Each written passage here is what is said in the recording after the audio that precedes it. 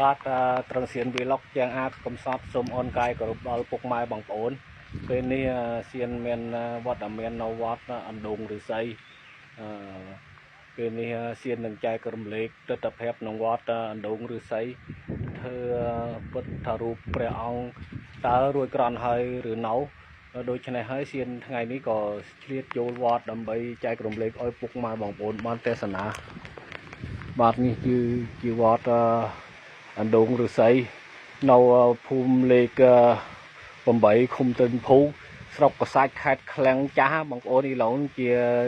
ឃុំកសាច់ទីក្រុងកន្ធើ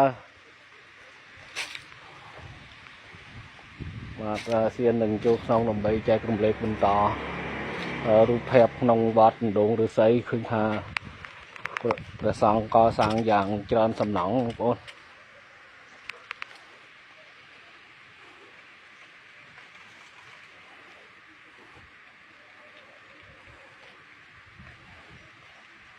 វាមានសំណង់ពុទ្ធរូបយ៉ាងច្រើនណានៅវត្តអណ្ដូងឫស្សីឃុំចិនភូកសាច់ឃ្លាំងឥឡូវនឹងជាឃុំគេសិតទីក្រុងកន្ធើសៀននឹងដើរចូលក្នុងវត្តដើម្បីចែករំលែករូបភាពបន្តឲ្យពុកម៉ែបងប្អូនបានទេសនា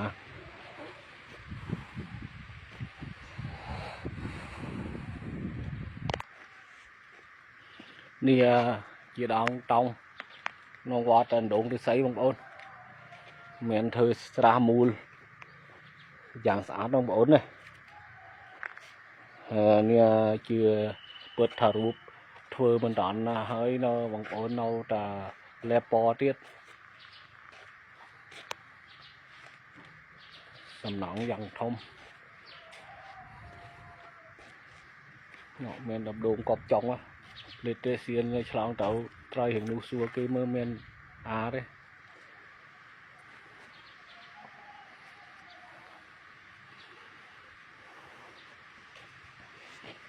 សំណង់នៅក្នុង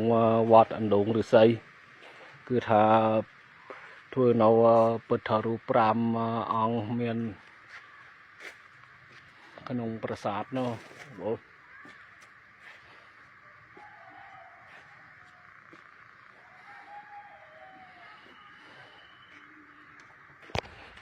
ខាងស្ដាំដៃនេះគឺថាព្រះវិហារបងប្អូនវត្តអណ្ដូងឫស្សីនឹងគឺថាក្នុងចំណោម3វត្តដែលដាច់ស្រយាលបំផុតនៅស្រុកកសាច់ពីដើមមីឡូនឹងជាឃុំគេសិតបងប្អូន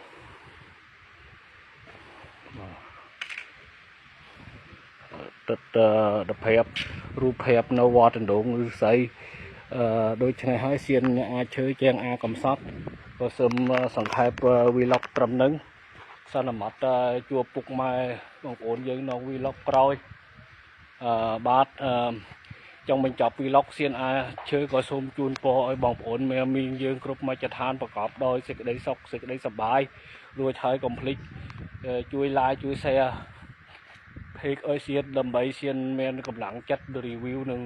រូបភាពផ្សេងឲ្យពុកម៉ែបានទេសនាដូច្នេះសៀនជាងកំសត់ក៏សូមសន្មតបញ្ចប់វីឡុកត្រឹមនេះសន្មតជួបមានមីងបងប្អូនយើងនៅវីឡុកក្រោយបាទសូមជម្រាបលា